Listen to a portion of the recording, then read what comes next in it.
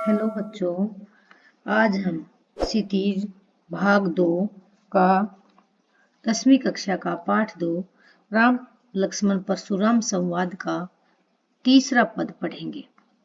2 पद हम पहली वीडियो में पढ़ चुके हैं। आज तीसरा पद पढ़ेंगे। बिहसी लखनऊ बोले मृदुवाणी अहो मुनीसु महाभटवाणी। यहाँ पर अब संवाद बातचीत हो रही है लक्ष्मण और परशुराम में। तो बिहसी का मतलब होता है हंसकर, मृदु वाणी मीठी वाणी में, अहो मुनीसु हे मुनि श्रेष्ठ, महाभट होता है बेटा बहुत बड़े योद्धा, मानी मान गई हो। यहाँ पर क्या कहते हैं, परशुराम के कड़वे वचनों को सुनकर भोलेपन में, बचपन में या लक्ष्मण मुस्कुराकर और हंसकर अपनी कोमल वाणी में बोलते हैं, हे मुनि सर, आप तो अपने आप बड़े भारी योद्धा समझते हैं। हे मुनिवर, आप तो अपने आप को बड़े भारी योद्धा समझते हो। पुनि पुनि मोहि दिखावा कुठारो चहत उड़ावन फूकी फारो। बेटा इस लाइन को आप रेखांकित करेंगे। इस लाइन से बार बार काव्य सौंदर्य या भाव सौंदर्य स्पष्ट करना आता है और प्रश्न उत्तर में भी ये दिया हुआ है। पुनि पुनि का अर्थ होता बार बार, और यहाँ पर पुनि पुनि 2 बार शब्द आ गया है तो यहाँ पर पुनरुक्ति प्रकाश अलंकार का प्रयोग हुआ है। दिखा मोही मुझे, दिखावा दिखाते, कुठारू कुठारू होता कुल्हाड़ा जो परशुराम अपने पास रखते थे, चहत उड़ावन फूकी पहाड़ू। चहत का मतलब होता है कि चहत उड़ावन उड़ाना चाहते हैं। चहत का मतलब चाहते, उड़ावन उड़ाना, फूकी फूक मारकर, पहाड़ू फाड़ कि बार बार फरसा या कुल्हाड़ी मुझे दिखाते हैं, फूक से पहाड़, आप तो ऐसे लगते हैं जैसे फूक से पहाड़ उड़ाना चाहते हैं। यहाँ पर बात को बढ़ा चढ़ाकर कहा गया है, इसलिए यहाँ पर इसमें अतिशयोक्ति अलंकार भी है। इहा कुंभड़ बतिया कोई नहाई जे तर्जनी देखी मारी जय। क्या मतलब है ये कि कुंभड़ बतिया का अर्थ होता है कि दुर्बल, कमजोर ऐसा या फल होता है जो तर्जनी उंगली, अंगूठे के पास वाली उंगली को बोलते हैं तर्जनी उंगली। उसको यदि हम उसकी तरफ उस उंगली को इशारा करते हैं, उसकी तरफ उंगली दिखाते हैं तो वह नष्ट हो जाता है। का मतलब है जो अंगूठे के पास की उंगली को है कि कोई कुम्हेड़े की वजह कि आप मेरे को बहुत अधिक कमजोर समझते हो। यहाँ पर यह कुंभड़िया कोई नाही ते तर्जनी दे कि यहाँ पर कोई इतना कोमल नहीं है, इतना कमजोर नहीं है, इतना निर्बल नहीं है जो आपकी तर्जनी उंगली को देखते ही मर जाए। देखी कुठारू सरासन बाना मैं कछु कहा सही तबाना। देखी कुठारू, देखी देखकर मर जाते हैं। सरासन बाना धनुष बाण, सरासन बाण होते बाण, सरासन होते धनुष बाण कि कुठार और धनुष बाण देकर मैंने कुछ अभिमान सहित कहा है कि आपके हाथ में, एक हाथ में कुठार है, कुल्हाड़ी है, एक हाथ में बाण है। मैं कुछ कहा सहित अभिमानी, मैंने क्या कुछ अभिमान सहित घमंड में के साथ कुछ कह दिया है। भृगुसुत को रेखांकित करेंगे, मोस्ट इंपोर्टेंट है ये। भृगुसुत महर्षि भृगु के पुत्र परशुराम के लिए बोला गया है कि परशुराम के पिता का नाम भृगु था, तो भृगुकुल वंश से संबंधित रखते हैं ये। समुझी जनेऊ बिलोकी जो कछु कहू सोहु ऋष रोकी। क्या है, भृगुकुल समझकर और कुछ आप कहते हैं उसे मैं क्रोध को रोक कर सह लेता हूँ। कि यहाँ पर भृगुकुल समझी जनेऊ बिलोकी जो कुछ न कहे। उन्होंने, क्योंकि परशुराम थे, ब्राह्मण थे, पंडित थे, जनेऊ धारण कर रखा था कि मैं आपके जनेऊ को देखकर जो कुछ कहो सो ऋष रोकी, मैं जो कुछ कहना चाहता हूं मैं अपने आप को रोक रहा हूं। सुर महिषुर हरिजन अरु गाय। सुर, ध्यान से देखेंगे इसको अच्छे तरीके से। सुर का क्या होता है, यहाँ पर सुर का मतलब होता है कि सूरवीर, महिषुर, हरिजन, अरि गाय की सुर देवता, महिषुर ब्राह्मण और भगवान के भक्त, अरुगाई अगाई गए कि यहाँ पर देवता, ब्राह्मण, भगवान के भक्त और गा 4 चीजें हो गई गायें, इन पर हमारे कुल में वीरता नहीं दिखा देती। कुल होता वंश, हमारे कुल इन पर न सुराई, हमारे कुल में इस पर वीरता नहीं दिखाते। बंधे पापू अपकीर्ति हारे, मारत हूँ आप प्रिय कुरहै।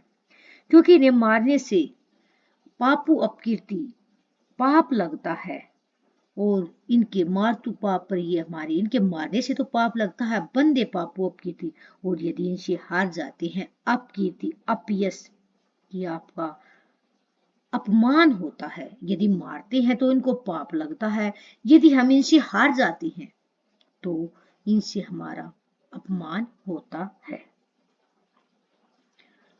बंधे पापू अपकीर्ति हारे, मारुत पाप प्रिय तुम्हारे, कोटि कुल सम वसनु तुम्हारा, व्यर्थ धन बाण कुठारा। कोटि करोड़ों, कोटि कई बार आया है यहाँ पर वर्ड एग्जाम में। कोटि का अर्थ होता करोड़ों। कुलिस सम वर्जों के समान, कठोर पत्थरों के समान, कहू कह दिया था कि व्यर्थ बेकार।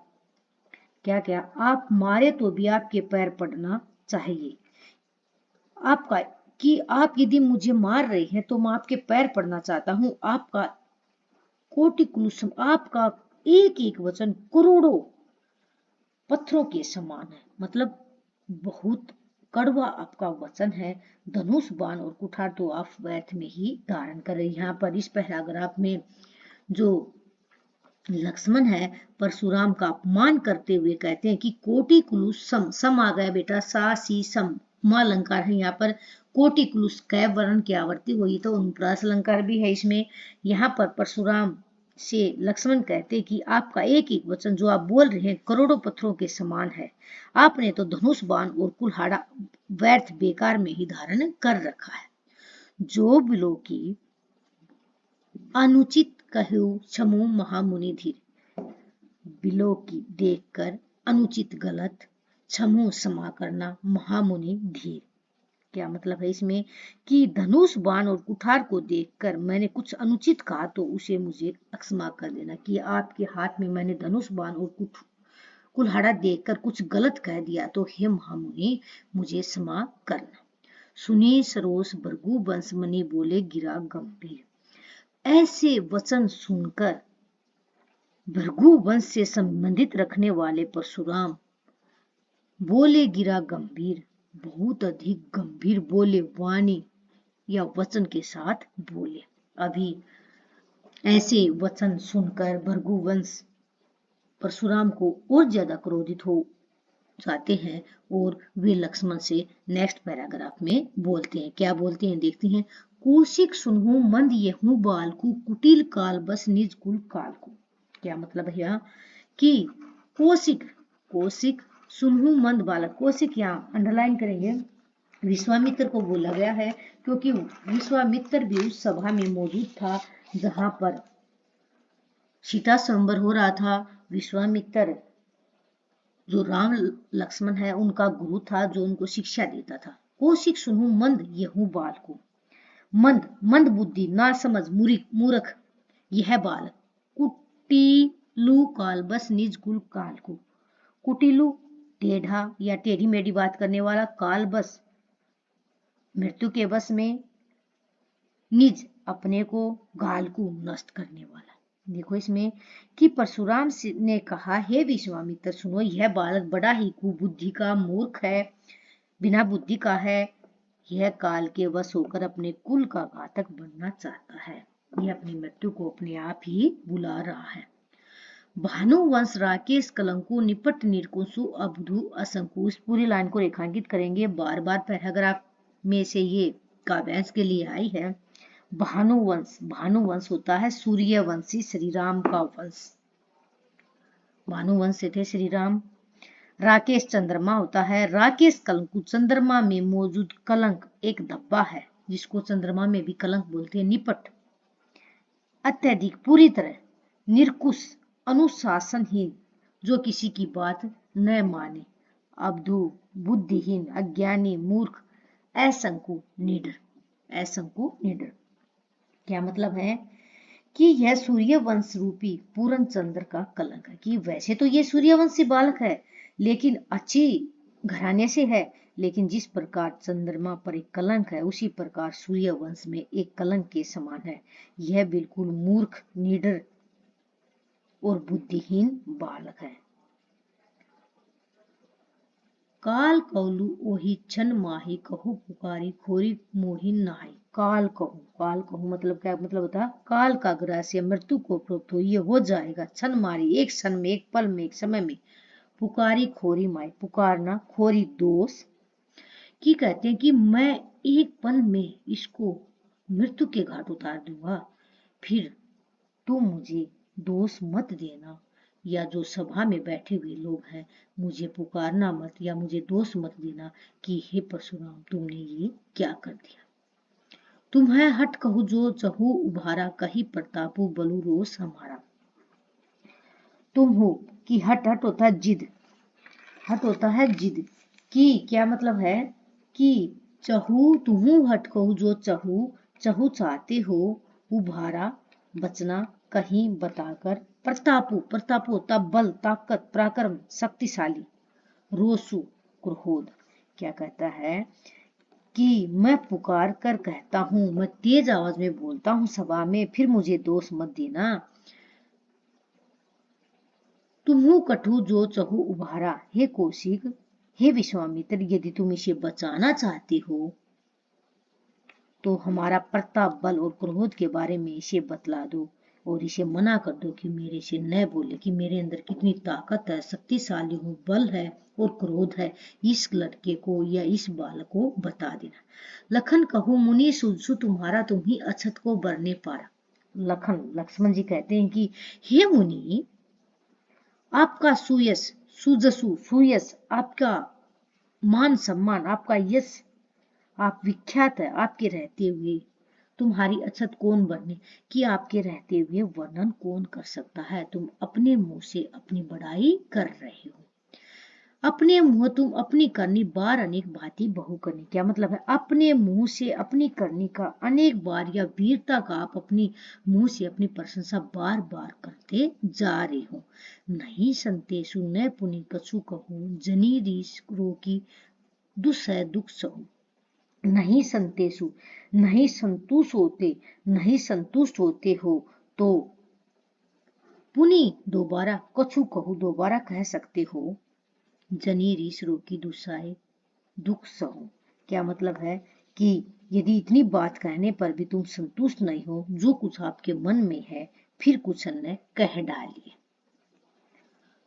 जनी रीस रोककर दुस्साहे दुख सहु, क्रोध को रोककर दुख मत सहिए कि तुम अपने आप को क्रोधित मानते हो, अपने क्रोध को रोकिए मत, जो आपके मन में है कह दीजिए अपना, ऐसा है, या अपने दुख मत, अपने आप को दुखी मत करिए। वीरव्रती तुम धीर अछोभा, गारी देत न पाहु शोभा। क्या मतलब है इसका? वीरव्रती, वीरता के व्रत का पालन करने वाले, धीर धैर्य, अछोभा क्रोध रहित, जिसमें क्रोध न हो, गारी गाली, पाहु प्राप्त करते हो।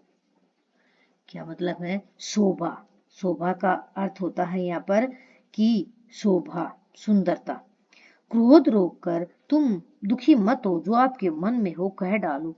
शूरवीर तो युद्ध में, क्या मतलब बताते हैं कि आप वीरता का व्रत धारण करने वाले, कि आप वीरता का व्रत धारण कर ले, महान हो, वीर हो, बलवान हो, ताकतवर हो, धैर्यवान हो, आपको शोभ रहित हो, आपको ये शोभा नहीं देता। आप गाली देते हुए शोभा, गाली देत न पाहु शोभा, आप ऐसे गाली देते हुए सुशोभित नहीं लगते या अच्छे नहीं लगते। सूर समर करनी करही कही न जना भी आपू। सूर समर में बेटा सवर्ण की आवर्ती हुई है, तो यहाँ पर आपका अनुप्रास अलंकार है। सूर का अर्थ होता है सूरवीर, समर होता है युद्ध, करनी करते हैं, कहीं न जनावी जनवाही प्रकट करते हैं, आपू स्वयं। क्या कहते हैं? सूर तो सूरवीर, महान, शक्तिशाली, युद्ध में अपना करने दिखाते हैं, अपना कार्य दिखाते हैं। यहाँ करनी करी कहीं न जाने, कि जो सूरवीर मनुष्य होते हैं, ताकतवर होते हैं, अच्छे लोग होते हैं, वे युद्ध में अपना कार्य दिखाते हैं कि वे कैसा काम कर रहे होते हैं। विद्यमान रन पाई रिपु कायर कथी प्रतापो। विद्यमान मौजूद या उपस्थित या हाजिर, रन रन युद्ध आ गया, रिपुस्त्रु कायडर को कथी कहते हैं। वे ये कहकर अपनी वीरता को जताते नहीं कि मैं बहुत वीर हूँ, ताकतवर हूँ। शत्रु को युद्ध में उपस्थित पाकर कार भी अपने प्रताप की डींगे मारता है। क्या पता है कि कई बार जब युद्ध क्षेत्र होता है और आमने सामने दोनों शत्रु खड़े होते हैं तो कोई भी डरता नहीं, अपनी कायरता नहीं दिखाता, भागता नहीं। वो ये अपनी ताकत है, मेरे अंदर बल है, शक्ति है, मैं आपसे युद्ध करूंगा, लड़ूंगा, ऐसी वो डींगे मारता रहता है, या ऐसी अपनी प्रशंसा करता रहता, अपने बल की, अपनी ताकत की, अपनी शक्ति की प्रशंसा करता रहता है। तो बेटा आज हम इतना ही करेंगे, नेक्स्ट वीडियो में नेक्स्ट करेंगे। Thank you and have a good day.